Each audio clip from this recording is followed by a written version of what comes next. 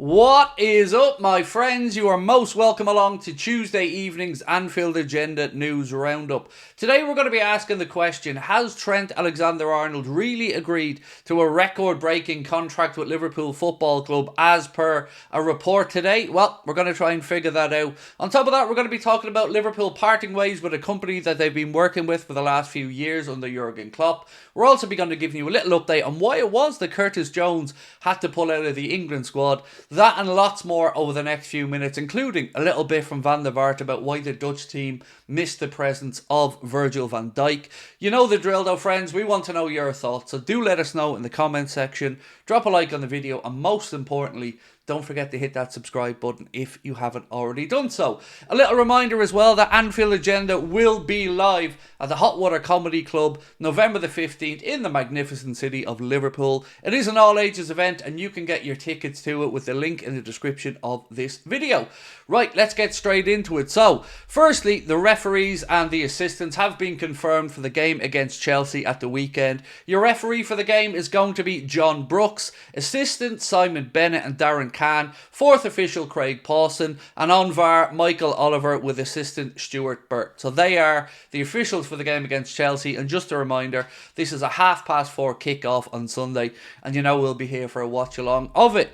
Next up, well, it's more bad news from the Manchester side, really. Sir Alex Ferguson apparently is going to be fired, for want of a better phrase. He is going to be pushed into a position where it's just a glossy title to make it look like they haven't fired him. But basically the gist of it is Sir Jim Ratcliffe is removing the multi-million-pound contract for Sir Alex Ferguson to be an ambassador for the club. Again, more cost cutting there from the Manchester-based club, but hey, not our problem, so I should really just move on, shouldn't I?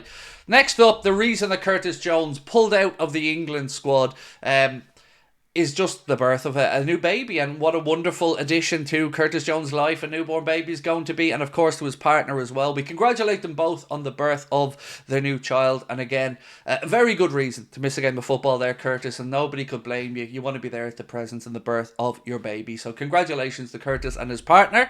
Next up, it looks like Thomas Tuchel could be closing in on the English job according to reports today. There was a little bit of talk yesterday that maybe it was going to be Guardiola, but ultimately it looks like it could be Mr. Thomas Tuchel, which of course would mean United wouldn't be able to bring him on board if they fired Eric Ten Hag, which of course they should do, but of course we all wish that they just keep with Ten Hag. And just as an update, by the way, I'm ashamed to say, and I'm sorry to say, the lettuce is gone.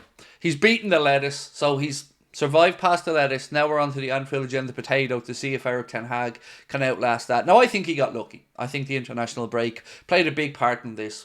Let's move on though to Rafael van der Vaart. So, as you know, and I know, many times Virgil van Dijk gets criticised, not from Van der Vaart as much, but in the Dutch press, well, it looks like the tune has changed a little bit, because as we know, Virgil was suspended for the game against Germany, which the Netherlands lost. But it then dawned on them all that, hang on, we look like a completely different team without Virgil. Maybe Virgil is one of the best centre-backs in world football. Van der Vaart has had this to say: I don't easily get ashamed of the Dutch national team, but today I did.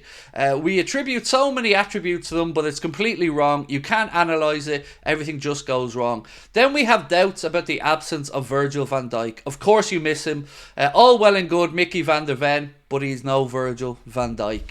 And I hope that Michael Edwards and Richard Hughes are paying attention to this as well. We need that contract sorted, as well as Mohamed Salah's and Trent Alexander-Arnold, and I will come on to talk about Trent in a moment.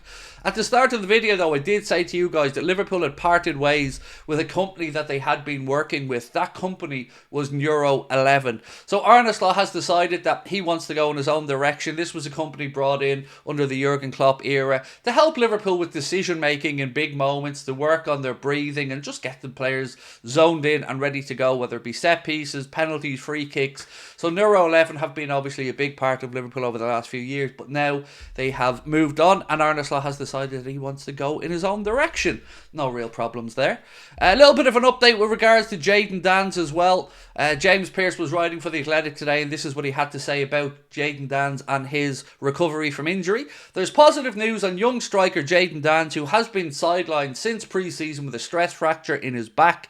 The 18-year-old academy graduate had been given the green light to step up his recovery with the club's under-21 squad. His training load is being being gradually increased before he returns to action with Barry Luta's side. Again, this kind of goes in hand in glove with what David Lynch said to us about Jayden DANNS. Started out there running and started to increase his workload. So obviously we want to tread carefully here, but hopefully we get him back sooner rather than later. But none of that is the reason that you're here today. You're here to talk about the Trent contract, right? And I'm going to read you out exactly what this is and why it's written and how it's written, and then we'll try and figure out if we believe it or not.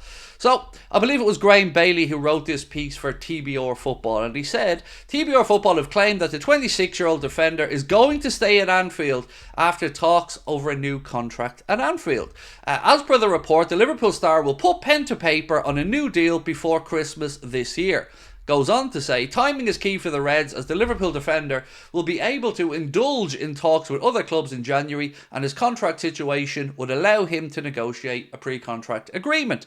The good news in this article comes a bit later. It said Liverpool right back Trent Alexander-Arnold has been offered a huge contract by Liverpool, and his new wages would make him the highest paid player, the highest English paid player, in the Premier League, and put him on a par with Mohamed Salah at the club. Meaning it looks as if, this article is to be believed, Trent will be offered a £350,000 a week deal to stay at Liverpool Football Club. And look, if that's what it takes, that's what it takes. Obviously, I feel we could have got this deal done cheaper a year ago, but when it's got to this situation, if this is how it pans out, and I have to say, please do take this with a bit of a pinch of salt, because it's not coming from one of my sources, it's not coming from James Pearce or a Paul Joyce or anybody else, but Graham Bailey is somebody who's been around the Liverpool scene for a long time, and TBR Football here is saying that they believe Trent Alexander-Arnold will sign a new deal, keeping him at Liverpool. Now, there is no length of contract in this one. You've seen reports of a 5-year or a 6-year deal, and look, I have no issues with any of them. You want Trent at the club for the prime of his career and the peak of his career, and that is right now. He's just turned 26 years of age, and if you gave him a 5 or 6 year deal, that pretty much ties up his career to Liverpool Football Club. So I very, very, very, very much hope that this is true, but please don't take it as gospel.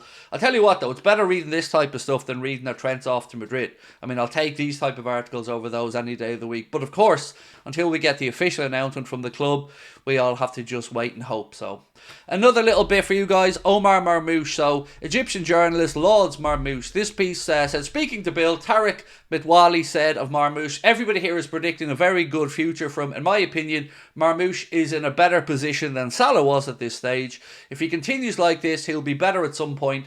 Salah was initially characterised by his speed, then developed further. Marmoush, on the other hand, is also very fast, but already has other skills. Some people in Egypt would like to see him in the Premier League, especially at one of the top clubs. Now, he is a player, of course, who Liverpool have been linked with in recent transfer windows.